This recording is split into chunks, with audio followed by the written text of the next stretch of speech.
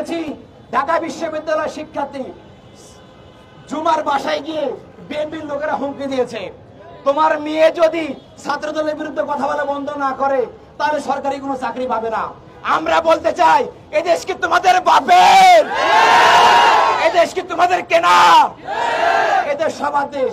আপনারা কারো ভাগ্যের মালিক হন নাই, কারো চাকরির মালিকও বনে যান নাই। আবার জগন্নাথ বিশ্ববিদ্যালয় বলেছে, আমরা ক্ষমতায় গেলে শিবিরের বাচ্চাদের রাজনীতি বন্ধ করে দেব। এদেশের মালিক কি আপনারা বনে গেছেন যে কে রাজনীতি করবে কে করবে না, এ দায়িত্ব আপনাকে দেওয়া হয়েছে। এ সমস্ত ভণ্ডামি আজকে আপনারা বন্ধ করেন। যদি বন্ধ না করেন, ছাত্রলীগের মতো করে প্রত্যেকটা ক্যাম্পাস থেকে আপনাদেরকে বিতাড়িত করা হবে। প্রত্যেকটা প্রতিষ্ঠানের শিক্ষার্থীরা আপনাদেরকে অবাঞ্ছিত ঘোষণা করবে। সময় থাকতে আপনারা ফিরে আসেন। আমরা সর্বশেষ আপনাদেরকে বলতে চাই, আগামী দিনে দেশ এবং ইসলাম রক্ষার আন্দোলনে ভারত এর সাম্রাজ্যবাদের বিরুদ্ধে আন্দোলন করার আমরা একজন উত্তম সঙ্গী হিসাবে ছাত্রদলকে আমরা চাই। আমরা চাই আপনারা এদেশের জনগণ, এদেশের মানুষের স্বাধীনে রাজনীতি করুন। সকল ধরনের নারী বিদ্বেষী হ্যারাসমেন্ট কার্যক্রম থেকে বের হয়ে এসে ছাত্র বান্ধব কার্যক্রম গ্রহণ করুন।